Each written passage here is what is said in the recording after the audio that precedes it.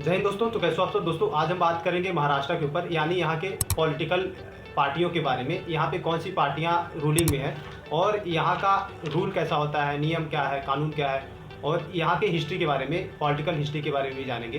तो देखिए, जो महाराष्ट्र है आज का, वो पहले बॉम्बे प्रेसिडेंसी के नाम से जाना जाता था आज़ादी के पहले।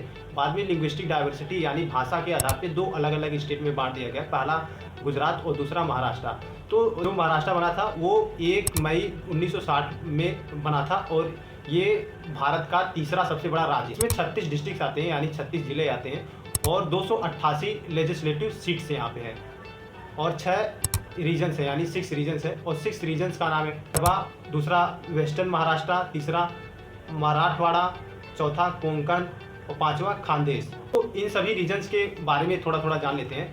विदर्भा जो रीजन है वो छत्तीसगढ़ से सटा हुआ है और यहाँ पे सबसे ज़्यादा किसानों की आत्महत्या यही देखी जाती है, यानी कि वेस्टर्न महाराष्ट्र और ईस्टर्न महाराष्ट्र में ज़मीन आसमान का अंतर है हर तरह से। यानी जो विदर्भा का क्षेत्र है वो बहुत ही पुअरेस्ट माना जाता है पूरे महाराष्ट्र रीजन में, यानी यहाँ पे किसानों की सबसे ज़्यादा आत्महत्या होती है, नक्सल एक्टिविटीज़ इधर ही होते हैं और यहाँ पे 18 कोल माइन होने के बावजूद भी यहाँ पे एक अंडर डेवलप्ड एरिया इसको माना जाता है। और दूसरा जो सबसे बड़ा रीजन है यानी मराठवाड़ा, यहाँ पे ड्रॉट इशू होती रहती है, सूखा जैसी समस्याएं यहाँ पे देखी जाती है, यानी पानी की बहुत ज़्यादा कमी होती है यहाँ पे, लेकिन गन्ने वगैरह की खेती होती रहती है।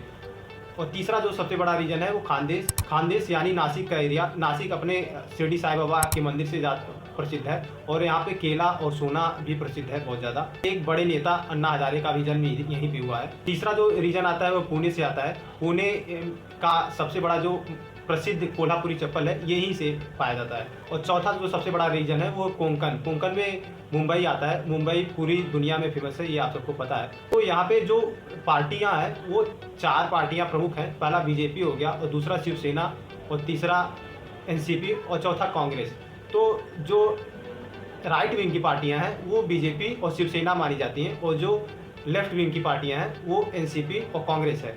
देखिए, जो शिवसेना सबसे पहले बना था वो 1960 से शुरुआत होती है, जब बाला साहब ठाकरे एज ए कार्टूनिस्ट काम करते थे। उनके लिए जो रोज़गार है वो पाना बहुत मुश्किल हो रहा है, क्योंकि जो बाहर से आते हैं वो उनके रोजगार पे दबाव ज़्यादा बना देते हैं। तो उनके हक के लिए उन्होंने 19 जून 1966 को शिवसेना का गठन किया। सबसे पहला उनका उम्मीदवार उन्होंने 1971 में उतारे थे। 1985 में वो पहली बार सत्ता में आए थे। तो 1987 में वो अपने हिंदुत्व आइडियोलॉजी के हिसाब से गर्व से कहो हम हिंदू हैं वो नारा चलाया था। 1989 में बीजेपी और शिवसेना एक दूसरे से गठबंधन कर लेती हैं, जहाँ पे उनको 4 एमएलए यानी विक्ट्री होते हैं और ये तब से गठबंधन में ही रहती है। 1990 में ये 183 सीट्स पे लड़ती हैं और 52 पे इनकी विजय होती है, जिसमें बीजेपी 104 सीट्स लड़ती है और 42 सीट वो विजय करती है।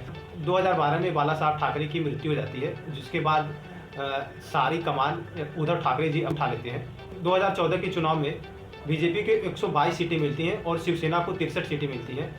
2019 के चुनाव में बीजेपी को 105 सीटें मिलती हैं और शिवसेना को 56 सीटें मिलती हैं। बाद में इन पे डिफरेंसेस आ जाती हैं, जिससे शिवसेना प्रमुख उद्धव ठाकरे वो लेफ्ट विंग में जाके जुड़ जाते हैं, यानी एनसीपी और कांग्रेस से जाके जुड़ जाते हैं। यानी शिवसेना की 56 सीटें, एनसीपी के 54 सीटें और कांग्रेस के 44 सीटें, जिसको मिलाकर महाविकास अघाड़ी का नाम दिया जाता है। बाद में एकनाथ शिंदे से मनमुटाव होने के बाद एकनाथ शिंदे बीजेपी के साथ मिलके एक रूलिंग करना चाह रही थी, जिसके लिए इनको 37 एमएलए को अपने पार्टी में मिलाना था बीजेपी में। इसको लेके एकनाथ शिंदे ने कई सारे मीटिंग भी किए। बाद में जब उद्धव ठाकरे को पता चला तो उन्होंने एंटी डिफेक्शन लॉ के हिसाब से उन सभी एमएलए के घर नोटिस पहुंचवाया। एंटी डिफेक्शन लॉ होता क्या है? देखिए, एंटी डिफेक्शन लॉ यानी कि जिस पार्टी से लेकर आप चुनाव लड़ते हैं और अगर जीत जाते हैं, अगर उससे बगावत करते हैं तो आप पे एंटी डिफेक्शन लॉ के तहत मुकदमा हो सकता है। तो अगर इससे आपको बचना है तो 2/3 एमएलए को उसमें मिलना रहेगा, यानी कि अलग होना रहेगा, तो इसको स्प्लिट माना जाता है और यही एकनाथ शिंदे चाहते थे। इसके लिए 37 एमएलए की ज़रूरत थी। बाद में कोर्ट ने इसे स्टे कर दिया और जिसके कारण उद्धव ठाकरे ने अपना रेजिग्नेशन सौंप दिया और बाद में एकनाथ शिंदे मुख्यमंत्री बनते हैं।